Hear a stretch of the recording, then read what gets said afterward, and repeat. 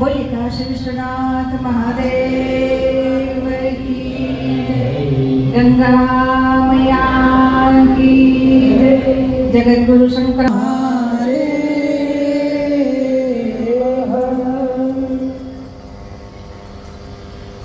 કાશી પ્રણામ. અને ખરેખર આજ હું મારી જાતને ભાગ્યશાળી સમજુ છું કે આવું આપણું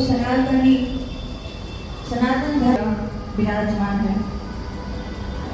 તો વ્યાસ ગાદી ઉપર બિરાજમાન વ્યાસા સ્વરૂપ વિપ્રવૃંદ, ઉપસ્થિત વાદ્યવૃંદ અને આપ સર્વે શ્રોતાનુગણો કે જેમના હૃદય કમળમાં દેવાધિદેવ મહાત્મા બિરાજમાન છે એવા મહાદેવજીના ચરણોમાં પુનઃ પ્રણામ કરી અને અમારે પોતાના ત્રિશૂલ ઉપર કાયમ આ કાશી નગરીને સ્થિર કરીને રાખી છે. અને આપ પણ ખૂબ ભાગ્યશાળી છો, આવા પ્રખર વક્તાના મુખે સાંભળી રહ્યા છો. અને કાશી વિશે તો બાપ શું આપણે વધારે કહીએ કે काशी तो जीवन का सार है. काशी तो जीवन का सार है, देवाधिदेव महादेव का उपहार है, प्रसन्नता का भी हार है, और देखो तो ये मोक्ष का द्वार है.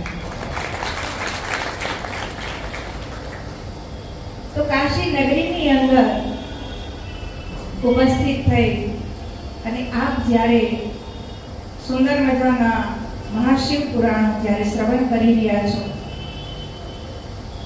તો ખરેખર શિવ પુરાણ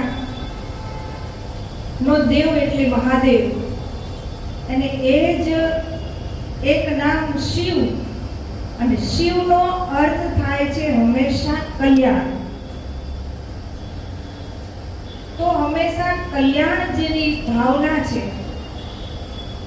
અને આટલો બધો પરિશ્રમ ઉઠાવી અને જો ગુજરાતથી અહીંયા આપણે આવતા હોય તો એક કલ્યાણની ભદ્ર ભાવના સાથે દાદાની પણ એવી ભાવના હોય કે ભાઈ ચલો અમારી વક્તાની વાણી તો અહીંયા દિવ્ય અને ભવ્ય બને જ, કારણ કે આવા જે મોક્ષની નગરી છે, 7 નગરીની અંદર પ્રથમ કાશીનો સ્થાન આવેલું છે.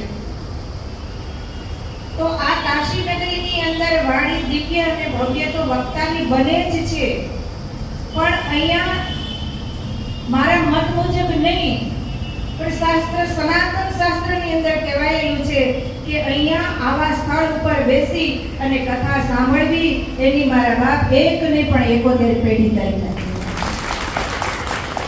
તો એવી આ મોક્ષ નગરી અને એમાં મહાદેવજીનું ચરિત્ર જેની અંદર સમાનતા સિવાય બીજું તમને કાંઈ જોવા ન મળે એવો ભોળિયો મહાદેવ, અને એની કથા શ્રવણ કરી અને તમે બધા ખૂબ જ ધન્ય બનશો.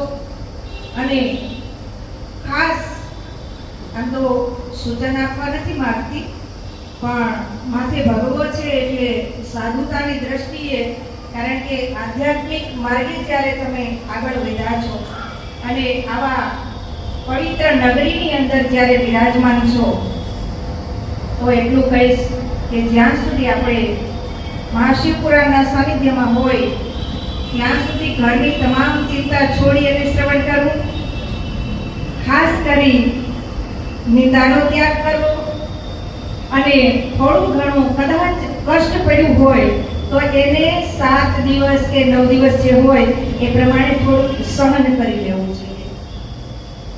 કારણ કે જાત્રાનો અર્થ જ એવો થાય કે જો ત્રાસ વેઠવાની ત્રેવડ હોય તો જા. એટલે જે કઈ કષ્ટ થોડું, અને એને જ આપણે જાત્રા કહેવાય ને તો ફરવા જવાનું કહેવાય. ફરવા જઈને ત્યાં ધોમ રૂપિયા વાપરીએ તો કષ્ટ ન પડે, પણ જ્યારે જાત્રા કરવા નીકળીએ ને ત્યારે થોડું સહન કરતા શીખીએ. તો ખૂબ સુંદર મજાનું વાતાવરણ છે, મોક્ષ નગરી છે, અને દેવાધિદેવ મહાદેવ કાશી વિશે એમ કહેવાય છે કે અનંત પ્રલય થાય અને ત્યારે આ સારી પૃથ્વી એ જળમગ્ન બની સમયે દેવાધિદેવ મહાદેવ પોતાના ત્રિશૂલ ઉપર આકાશી અમર છે. દેવાધિદેવ મહાદેવની સાથે પ્રલય કાળની અંદર ક્યારેય કાશી એ પાણીની અંદર ગરકાવ થતી નથી. અને એટલા માટે અહીંયા ક્યાંથી લોકો અંત સમયે અહીંયા વિતાવે છે અને મોક્ષને પામવા માટે થઈ અને આધ્યાત્મિક માર્ગે એની અંદર 3 માર્ગ, પછી જ્ઞાન માર્ગ હોય તો ભલે, કર્મ માર્ગ હોય તો ભલે, કે પછી ભક્તિના માર્ગે, એ 3 માર્ગથી એક કોઈ પણ પ્રકારનો માર્ગનો પોતે એ પસંદ કરી અને આગળ વધે છે અને અંત સમયે અહીંયા વિતાવે છે અને પોતે એવી ઈચ્છા રાખે છે કે